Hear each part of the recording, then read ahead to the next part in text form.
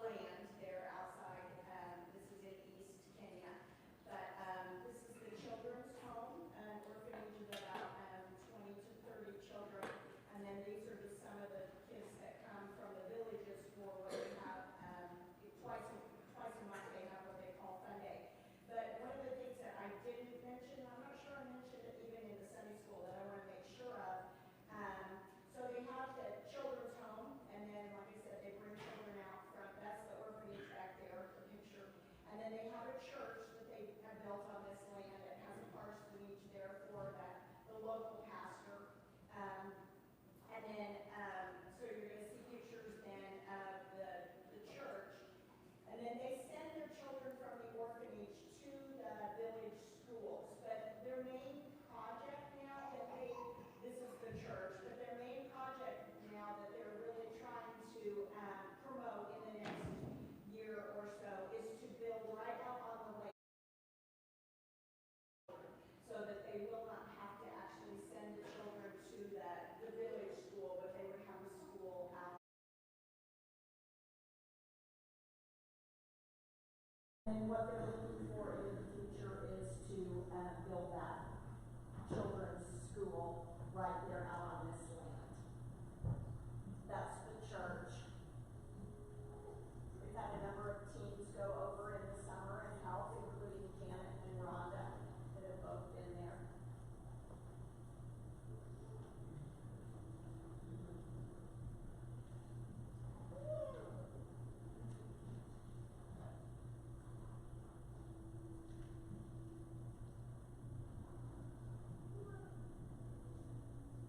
Jim's been there about 12 years or so, and these are all things that have taken place. I mean, actually, it was just a piece of land, and in that time, they built the orphanage, and just recently built this church. They don't have a pool, trust me. That's just local.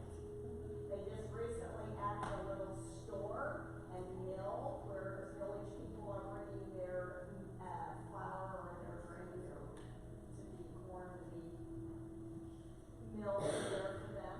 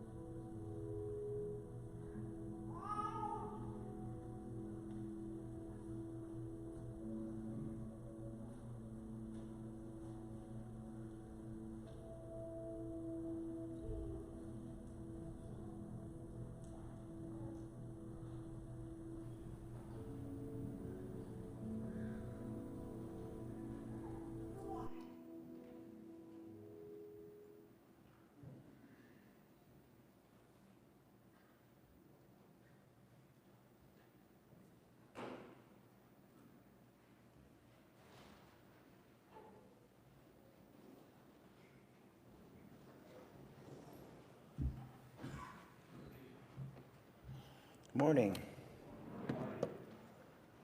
Well, that's good stuff. I like seeing that. All right, are we set here? I've titled today's message, Tips for the Journey. You guys have been reading through Proverbs, Jason said, so I think today is Proverbs 24. If not, that's what we're going to go through.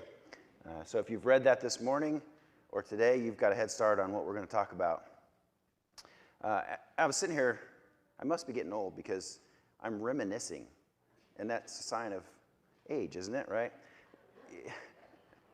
This church has been part of my life for a long time. My wife and I got married here, and today I'm worshiping for the first time as a grandfather, which means Janet was worshiping as a great-grandmother, and her mother's going to come, and that's going to be like a great-great-grandmother. I mean, that's crazy to think about. All this time has gone by.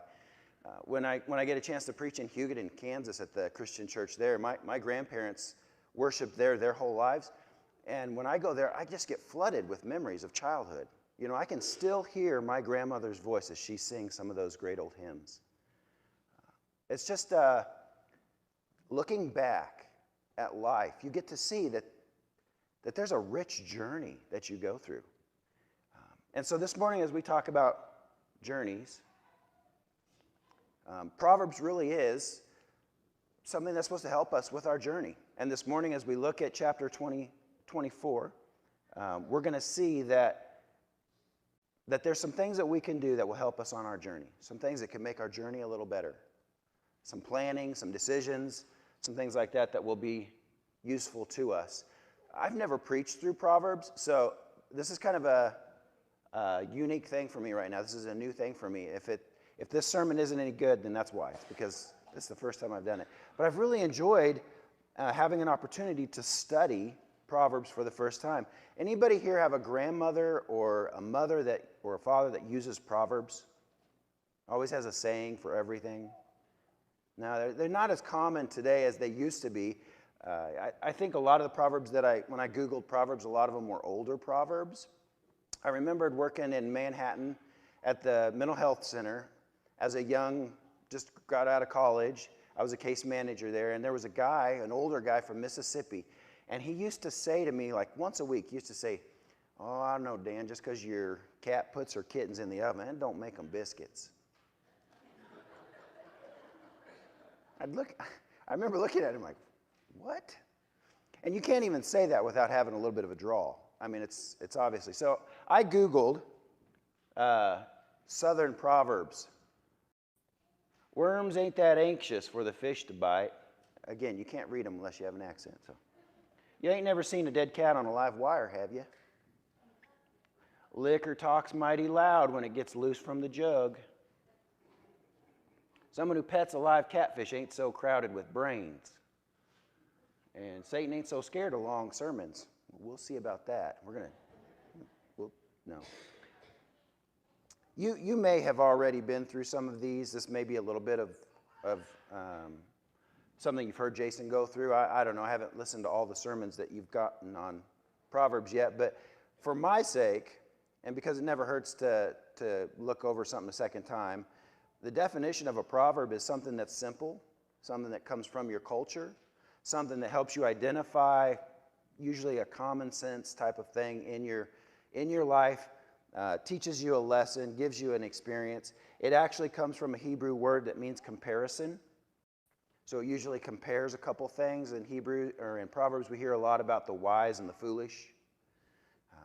And it hit me that a lot of these Proverbs they're really old, like 10th century.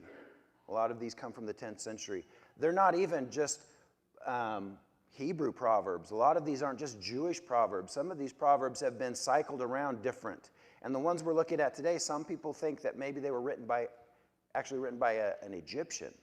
So proverbs are something that are common to every culture. And as a missionary, when we were in Vanuatu, we heard a lot of proverbs that surrounded things like coconuts, coconut trees, fish, oceans. There was this one saying, it had something to do with, if you wanted a coconut for cooking, it made no sense to climb the tree. And the reason was because when a coconut is ready when it's dry enough to be able to shave and used for cooking, it'll fall out of the tree. If you go climbing a tree to get a coconut, what you're going to find are green coconuts. You can't use those for cooking. Those are ones that you drink. So they had their own proverbs in Vanuatu that dealt with things that they were familiar with. And that's one of the important things to remember when we're talking about proverbs, is that they need to be relatable to our community. And those southern proverbs, I've never had a cat that put its kittens in my oven. I grew up in Denver. But in the South, obviously, you can picture some woman trying to open up her oven and put her biscuits in, and there's kittens in there. And maybe her son, like when I was in high school, stonewashed jeans that had holes in them that were $100 were all the thing. And I wanted my mom to buy me a pair of those, but they had holes in them. They were already worn out.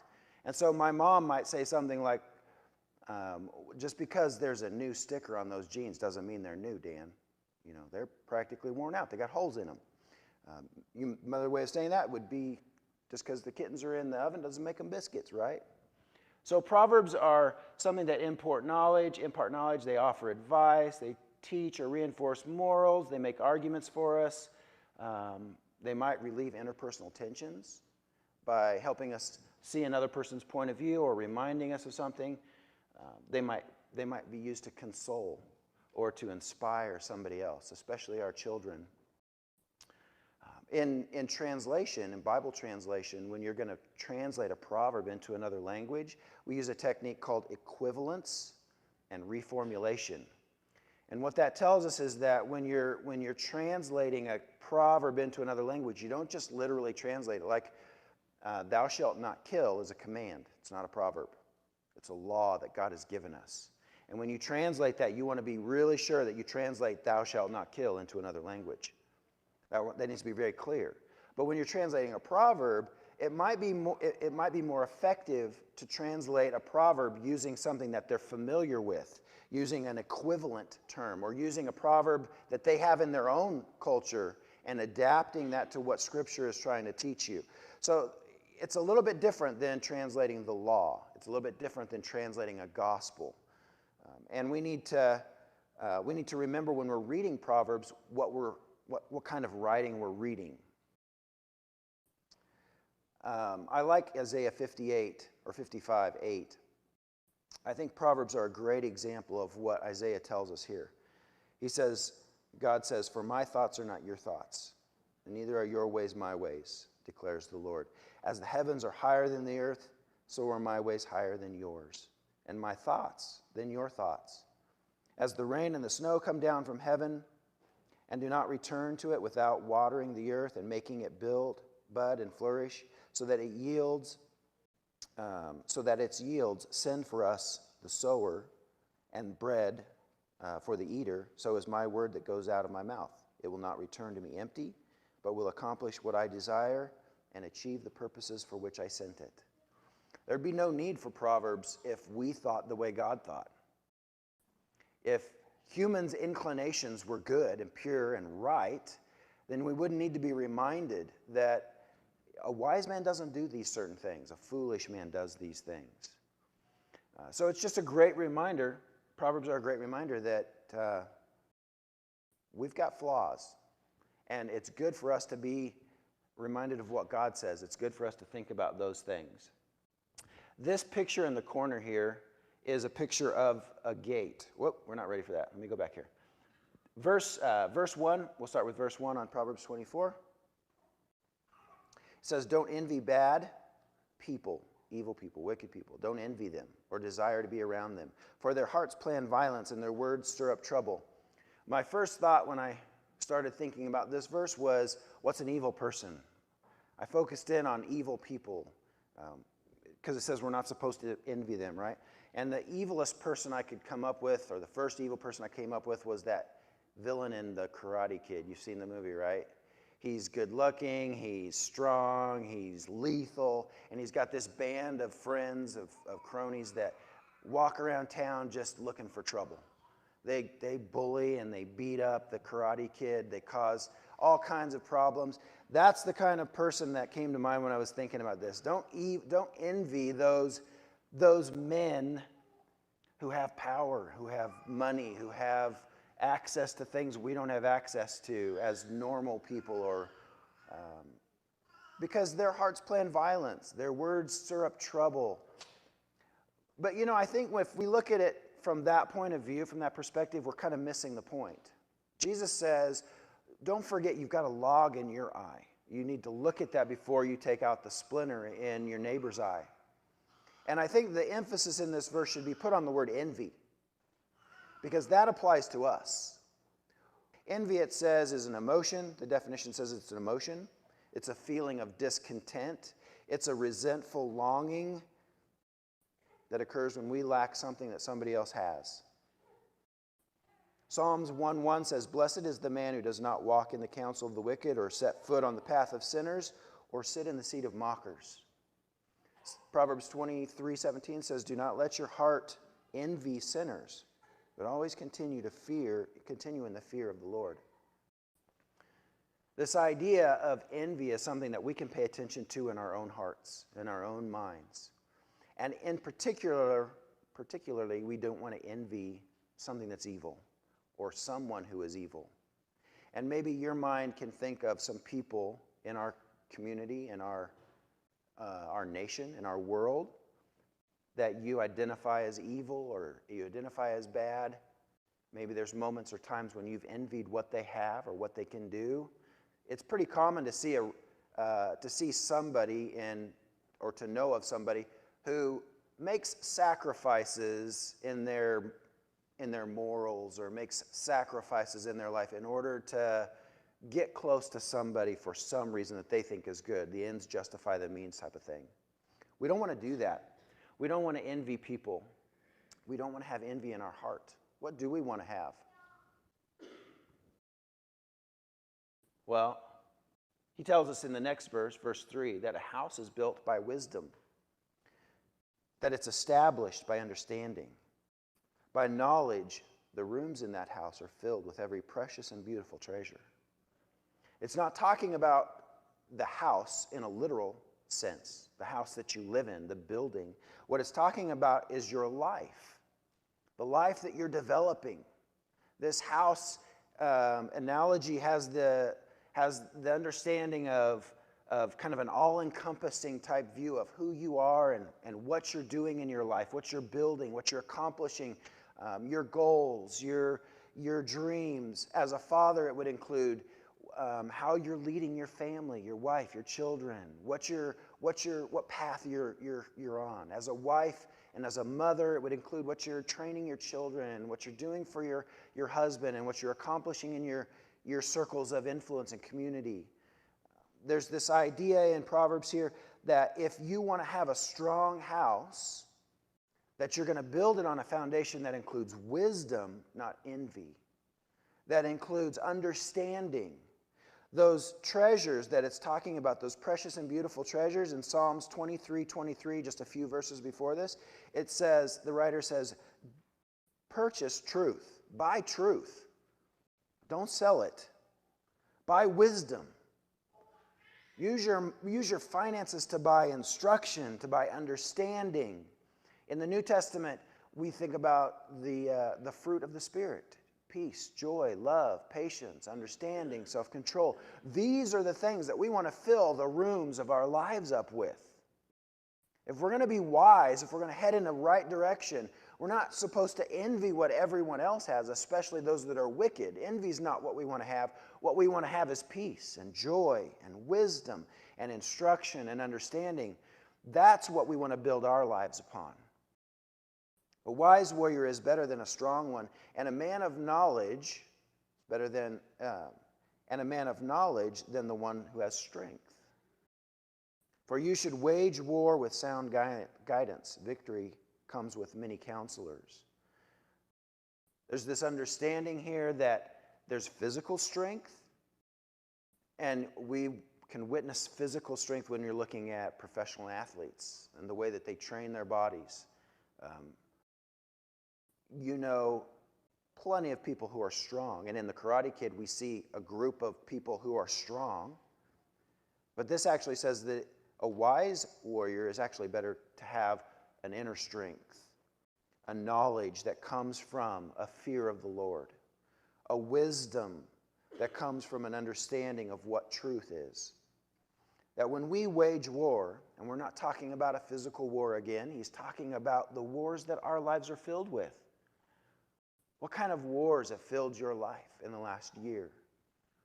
We've got a battle that's gone on over the issue of COVID. We've got a battle that's going on over the issue of abortion. We've got battles that are going on that are political in nature. We've got battles that are going on that are racial in nature. We've got all these battles in our communities that sometimes wear us out. We get tired of talking about or dealing with or trying to make decisions on or protecting ourselves against. But there's also personal battles that we have that may include illness, sickness, death, that may include financial struggles, businesses that are having a hard time, or problems with our children.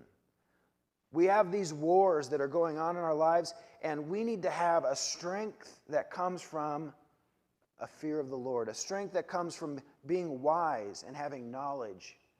Not just a physical strength, a spiritual strength that comes from the New Testament meaning we know that comes from having the Spirit of God within us. There is victory that comes with many counselors.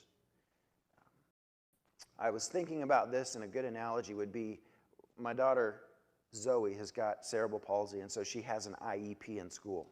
And if you're a teacher or if you've ever been in an IEP meeting, you know that those things can be difficult, to say the least.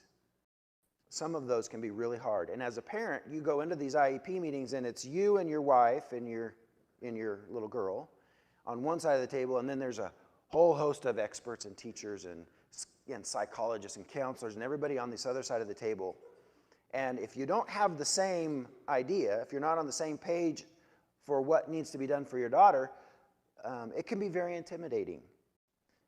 And so one of the things that we did to prepare for those meetings was, if there was something that we thought our daughter needed, we would go and we'd speak to a lot of different people in her life, her physical therapist, her neurologist, people that knew her well and that had been involved in her life. And we would talk to them about what we wanted to do, and we would get good counsel. We wouldn't just walk into a meeting and say, this is what I want. This is what we want. We would make sure that we had some information. We had some wisdom that we got from people that we trusted. And we would go into that meeting prepared, not only with our understanding, but with wisdom and guidance from counselors that we trusted. And in the wars in our lives that we're waging, it can be very important for us to seek counsel from our pastors, our parents, people in our community that we trust, friends and men and women in our lives that we respect. It's this kind of thinking that Proverbs is promoting for our lives. If we implement these kind of things into our lives, we'll see that the road, that the life that we're building, the house that we're building, will be strong. Wisdom is inaccessible to a fool. What a strong statement. You ever known somebody who was a fool? Wisdom is inaccessible to them. They don't open their mouth at the gate. The one who plots evil will be a schemer. A foolish scheme is a sin, and a mocker is detestable to people. There's a picture of a gate. I wanted to study a little bit on gates. In Israel, there were gates all around the city. If you read the Old Testament, you'll find a lot of information about times when they wanted to build gates, the importance of gates. Gates are actually really, really vital in the community of the Jews. In fact, it says in one book that I read, it said that the city gate is where the action is. It's where one goes for news, for trade. It's where justice is administered. For hundreds of years, the gate complexes in Israel stood as an institution central to their social identity, shaping how they interacted with their neighbors, how they governed themselves, how they went to war, and how they perceived themselves. It's where the elders of the city would meet. It's where deals were made. It's where people would be judged. It's a picture of a gate in Israel, and it is a place that's busy. It's a place where the community that you live in is shaped. And Proverbs says that a fool in the community, if we look at the next verses, it says, if you do nothing in a difficult time, your strength is limited or small. Rescue those being taken off to death and save those stumbling towards slaughter. So there's an expectation that God has. There's an expectation that we should have to not be foolish. Not only just in a very personal way, so that our lives are built upon a strong foundation, but in a very communally minded way, that we are supposed to have something to offer to those that we live with and those that are around us in our community, in our nation, to our friends, to our fellow Christians, to our fellow non-Christians. There's this expectation that we're in those settings, when things are being discussed and talked about, that we're not a fool, that we don't have anything to say that's worth value, but that we have something of value to say. Where does your mind go when you think about this? Maybe school board meetings. How important is it to have a person of wisdom on a school board? What about a community council member, a state senator, a state congressman, a president? What about a church elder? What about a father, a mother? When you're at the donut shop and the Roe versus Wade topic comes up, when you're at a community event and you're planning something and somebody brings up a situation or something that's a hot topic in our society, do you have something of wisdom to say? Do you have something to add to the conversation that will build your community, strengthen your community, that will save those who are being taken off to death, that will save those who are stumbling to slaughter? This has particular importance to us as Christians, because not only do we have a responsibility to our community and our families, but we have a responsibility that God has given us through the great commandment that Jesus gave us when he said, "Go and make disciples of every nation." We have a responsibility for those who are lost, not to join in and envy them in what they're planning and doing, not to envy those who are evil and be a part of what they're doing, but to actually be somebody who's wise enough to have something to say that will matter in their lives and help protect them from where they're headed. It's a powerful thing to think about. It's a powerful responsibility. It's a weighty responsibility. But where does wisdom come from? It originates with the fear of the Lord. Having a fear of the Lord, understanding who God is, that God is in control, that everything that happens is underneath his watchful eye, that our job is not to worry about the outcome and the results of what we're doing. Our job is to be faithful in what we do and allow him to fulfill his will. So it's not such a weighty burden that we have to crumble under. Jesus says his burden is light. We give these things to the Lord, but we still have a responsibility to act faithfully with wisdom. If you say, "But we didn't know about this," won't he who weighs the heart consider it? Won't he who protects your life know it? Won't he repay a person according to his work? I like the way the Message puts this. He says, if you fall to pieces in a crisis, there wasn't much to you in the first place, was there? Rescue the perishing. Don't hesitate to step in and help. If you say, "Hey, that's none of my business," will that get you off the hook? Someone's watching you closely, you know. Someone who's not impressed with your weak excuses. God's paying attention. He knows what's going on in our lives. And he has expectations for us. If our strength is small, that means our God is small. If we've placed our trust in God, and if we serve a mighty God, but our strength is small, doesn't that mean that our God is small? Deuteronomy 31:6 says, "Be strong and courageous, and do not fear, or be in dread of evil ones. For it is the Lord your God who goes with you. He will not leave you. He will not forsake you. Psalms 29:11 says, the Lord gives strength to his people, and the Lord blesses his people with peace. Ephesians 6:10 says, finally, be strong in the Lord. My feet like the feet of deer. He enables me to tread on the heights. Our God is an awesome God who has no limitations, who has no weakness, whose strength and love is perfect.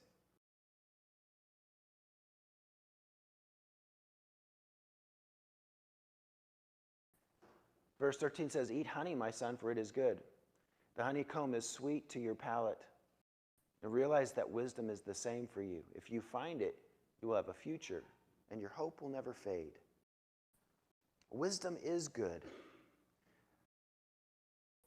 If we find wisdom, which originates in the fear of the Lord, that means that we have understood who the Lord is, that we have a firm foundation on who God is, and what his relationship with us is. And it protects things, not just here on this earth.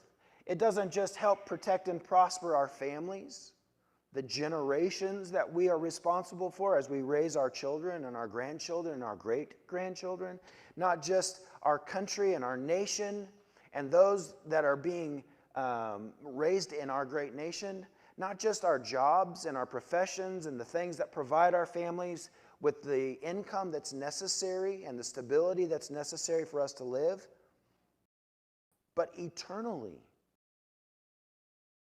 The fear of the Lord and wisdom in him secures a hope that never fades. It secures a hope that doesn't fear death. That when we all step into that moment, when we're face to face with death, whether it's somebody that we love or whether it's our own, which we all have to come face to face with, there isn't any fear. There's a reality there that puts to death fear, because our hope is in the eternal salvation that Jesus has promised us.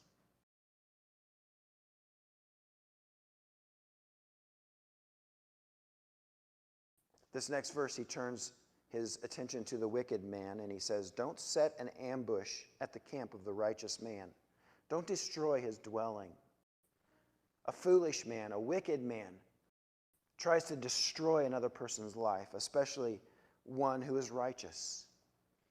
Man, if that doesn't ring true in your ears today, we can see it in the battle between right and wrong in our nation. If the wicked aren't trying to destroy the lives of people, then we're blind, because it's going on.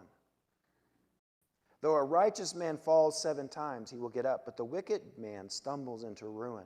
This isn't talking about just falling 7 times literally. This is saying that if you're a righteous person, the number 7 represents completion. That regardless how many times that we fall as righteous people, this is a promise that says at the end, when you've completed your life, when you've fallen all of the times that you're going to fall, you're still going to get up.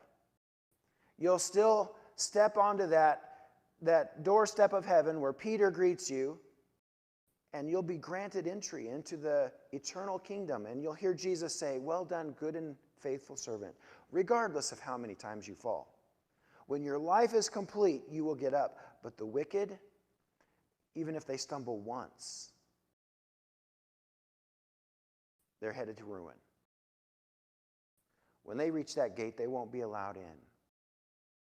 Depart from me, I don't even know you. You might see this and be displeased and turn his wrath from them. At first glance, it looks like maybe we're supposed to be careful, that we want God to continue punishing wicked and we don't want to distract him from that. A great example of this that came to mind first was as a kid, I knew that when my dad was lecturing my brother was in trouble, boy, I didn't dare start laughing or giggling, because if I did, his attention would turn to me and I'd start getting the lecture. It didn't change the amount of trouble my brother was in. It just meant I was in trouble also now. And that's really what this verse is kind of letting us know. It's saying that if you're upset, if you're all happy that your enemies are falling, if your heart is glad that somebody you don't like, somebody even if you think they're evil, if there's a sense of joy that, hey, they've fallen, you better be careful, because you've now stepped away from being a wise person into being a foolish person. You've now become an object of God's wrath, just like they are. In fact, one of the commentaries said that your joy, your gloating, will be suicidal. It's one of these moments where it's not good to have joy. Example came to mind, administration, and I developed this deep hatred, dislike for that man. I saw the way he handled the Monica Lewinsky issue. I saw the things that he said, the way his life was, and I just remember being disgusted by it. And when his wife ran for office, ran for presidency here recently and lost, there was talk after she had lost that election that there was some very personal consequences for her, that she was devastated on a really deep level because she lost that election. And I can remember feeling almost joy, almost happiness, like she deserved it.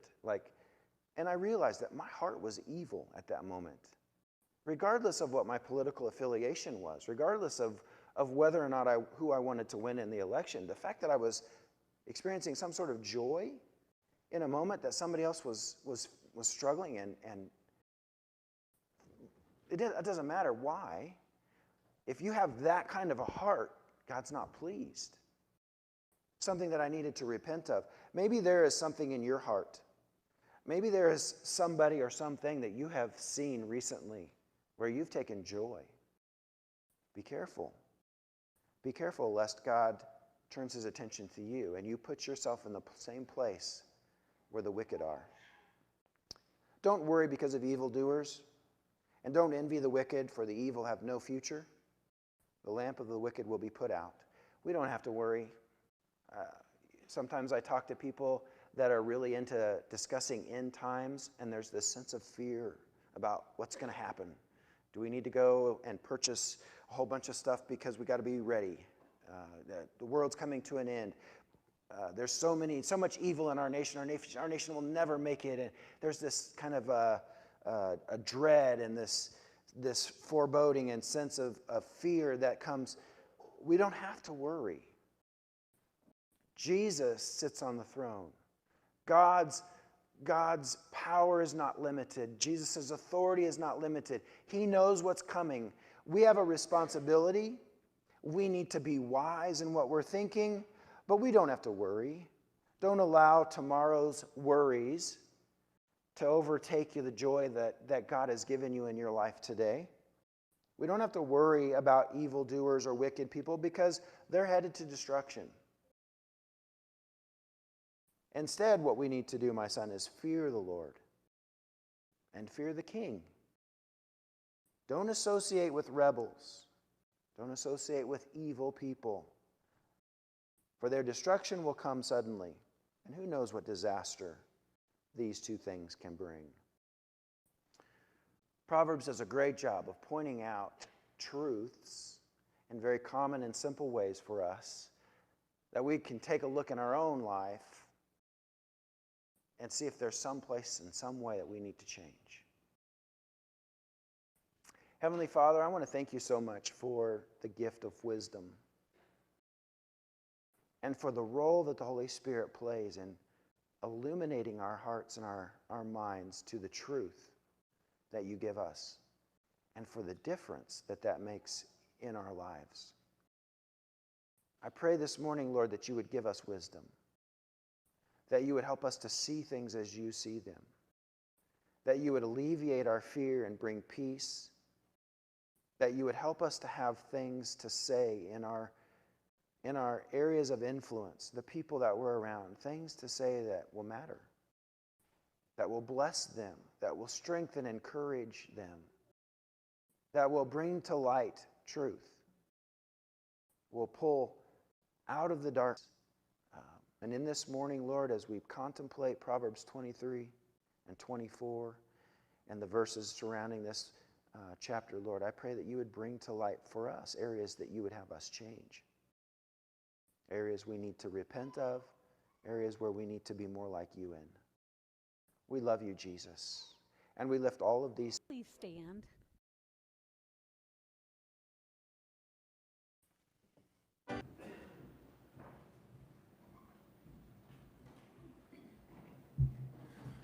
Just wanted to call attention to the upcoming things that are going to be at our church here.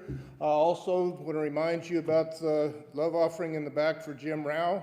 And next week we will be taking up a love offering for our summer intern, Jason White. Don't forget that one. Jordan White, I'm sorry.